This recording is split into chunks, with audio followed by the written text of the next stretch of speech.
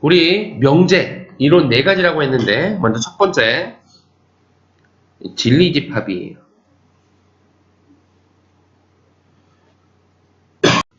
P이면 Q이다. 자, 이게 중요하다 그랬어요. 조건으로 이루어진 명제죠. 그죠? 조건으로 이루어진 명제 P이면 Q이다. 자, P이면 Q이다가 명제라고 했는데 이 말은 얘가 항상 참이거나 또는 항상 거짓이 된다는 얘기예요. 그러면 이게 참이냐 거짓이냐를 어떻게 판단하냐 이런 얘기야. 조건으로 이루어진 명제의 참과 거짓을 판단할 때 사용하는 것이 바로 진리집합이라는 겁니다. 자, 조건 P, X는 4의 배수. 조건 Q, X는 8의 배수.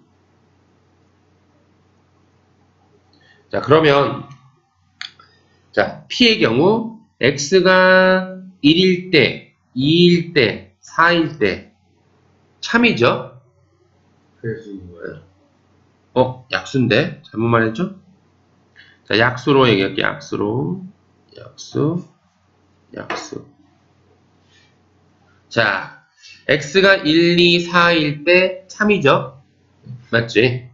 자, 이렇게 조건을 참을 만드는 X값을 진리값이라고 해요. 진리값. 그리고 진리값 1, 2, 4를 모아놓은 것을 우리가 진리집합 라지 P라고 할 수 있다. 진리집합이란 조건을 참을 만드는 원소들의 모임. 됐죠? 그러면 진리집합 라지 Q는 1, 2, 4죠. 4, 8 이렇게 4개가 있을 것이다. 됐지? 오케이. 자, 그럼 우리가 조건으로 이루어진 명제 이쪽에 앉고. 자, 조건으로 이루어진 명제 P이면 Q이다. 요게 참이 되는 경우는 언제다 이런 얘기야. 이때는 P가 Q에 포함되면 참이에요. 진리집합이 안에 들어가면 참이고 반대로 P가 Q에 포함되지 않으면 P이면 Q이다는 거짓이 되는 거예요. 그래서 조건으로 이루어진 명제가 참인지 거짓인지 판단할 때 가장 먼저 떠올려야 되는 것은 진리집합의 포함관계다. 알겠습니까? 그래서 포함되면 참이고 포함되지 않으면 거짓이다. 이해되죠? 자, 그럼 이제 벤 다이어그램으로 확인해 볼게. 자, P가 Q에 포함되면 참이다. 이렇게 되면 참이란 얘기죠? 맞죠? 이땐 참이에요. 그러면 P가 Q에 포함되지 않으면 Q가 이렇게 있는데 P가 바깥쪽에 있으면 뭐겠어? 거짓이죠. 자, 근데 이런 때 애매하네. Q가 있고 P가 걸쳐 있을 때. 자, 이때 참이에요? 거짓이에요? 당연히 거짓이죠. 왜? 포함되지 않으니까. 그러면 얘가 포함되지 않는 이유는 바로 여기 이 부분. 밖으로 빠져나온 부분 때문에 그렇죠? 이렇게 밖으로 빠져나온 부분을 뭐라 하냐면 우리가 발예라고 하는 것이다. 발예. 얘 때문에 안 되는 거야. 알겠죠? 그러면 예를 들어 Q이면 P이다. 참이야 거짓이야? 거짓이죠. 왜? Q가 P에 포함되지 않거든. 어떤 놈이? 8이. 이해되죠? 그래서 Q는 P에 포함되지 않으니까 거짓이에요. 8 때문에. 8이 발예다. 이해되죠?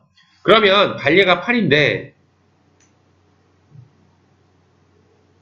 얘는 뭐랑 같냐면 Q에서 P를 뺀 것과 똑같다. Q이면 P에다가 거짓임을 보여주는 발예는 Q에서 P를 빼는 것. 앞에서 뒷것을 빼는 것. 알겠죠? 이게 발예가 된다는 거예요. 자, 진리집합은 조건으로 이루어진 명제의 참과 거짓을 판단할 때 쓰는 것이고 포함이 되면 참이고 포함되지 않으면 거짓이다. 빠져나온 부분을 발견하는데 앞에서 뒤쪽을 빼주면 된다. 이해되죠? 두 번째. 자, 여기 대우로 가겠습니다. 역, 이, 대우. 자, P이면 Q이다. 이때, 자, P는 가정, Q는 결론이라고 이야기했죠? 맞죠? 이때, 가정과 결론의 위치를 바꾼 Q이면 P다. 이걸 우리가 원래 명제의 역이라고 이야기해요. 역. 가정과 결론을 바꾼 거예요.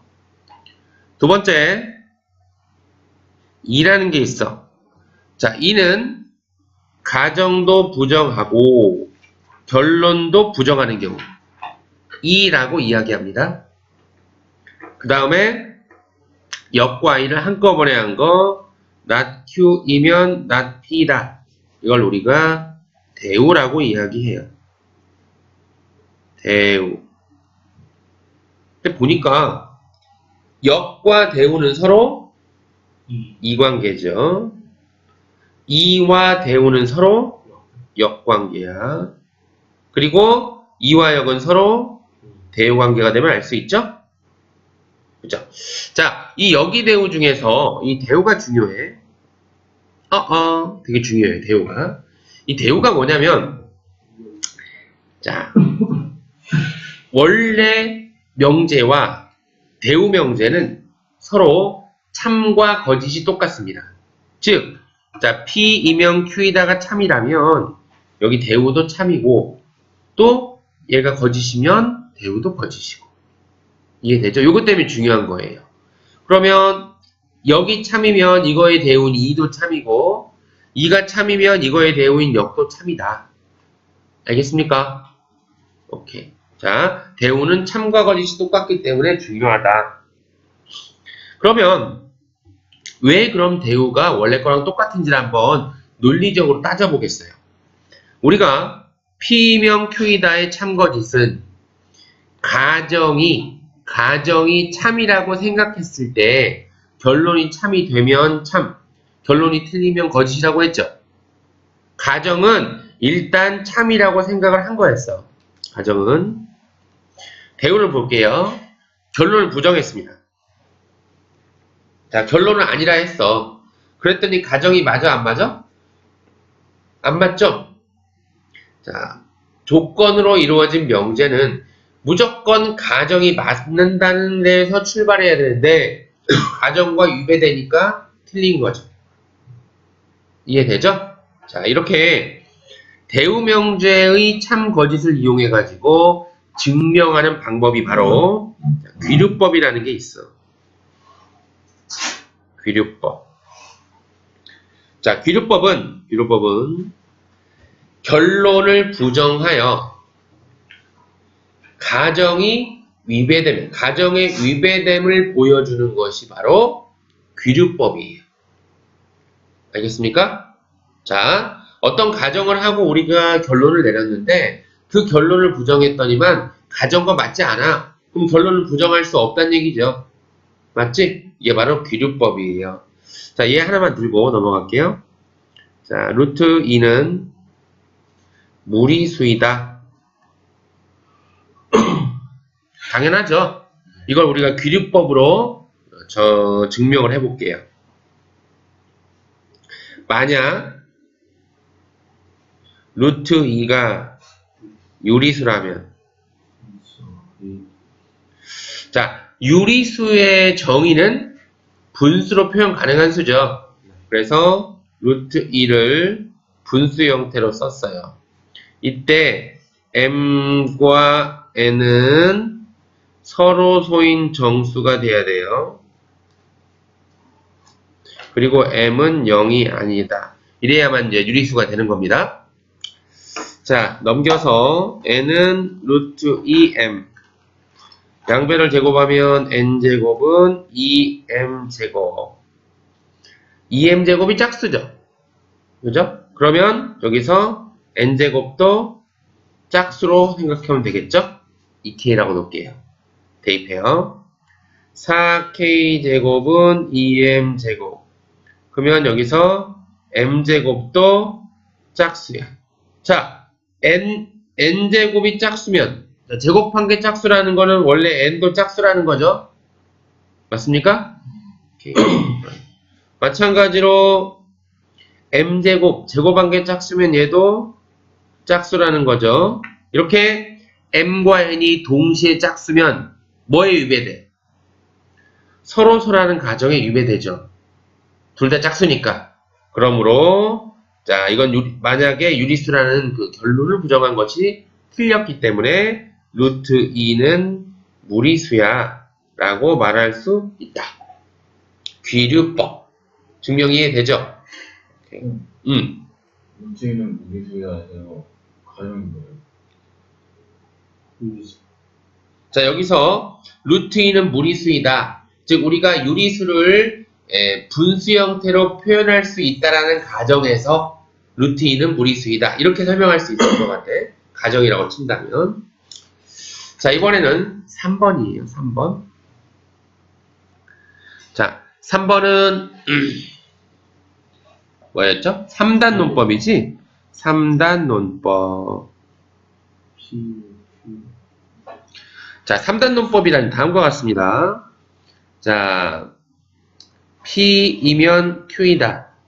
얘가 참이고, 그 다음에 Q이면 R이다. 이게 참이면, P이면 R이다. 이게 참이래요. 자, 증명은 간단하게 벤 다이어그램으로 할 수 있어. 자, P이면 Q이다가 참이니까, 집합 P가 집합 Q에 포함되어 있어. Q이면 R이다가 참이니까, 집합 Q가 집합 R에 포함되어 있죠? 그러면 P가 R에 포함된 거 너무 당연하지? 자, 이 3단론법과 조금 전에 했던 대우명제를 결합해가지고 문제들이 많이 나옵니다. 알겠죠? 자, 기본 문제 같은 경우에는 풀지 않도록 하고요. 문제들이 있으니까. 예, 그런 문제가 나오죠? 자, 조건을 PQR로 놓는 게 아니라 자, 문장으로 놓는 문제들. 예를 들어서 뭐 날이 추우면 눈이 온다 뭐 등등등 이해되죠? 네, 그런 말들이 나오면 각각의 하나의 문장들을 조건 PQR로 대처시켜서 풀면 돼요. 이해됐습니까? 자, 그런 식으로 접근해주면 됩니다. 자, 4번으로 할게. 다음 필요 조건, 충분 조건.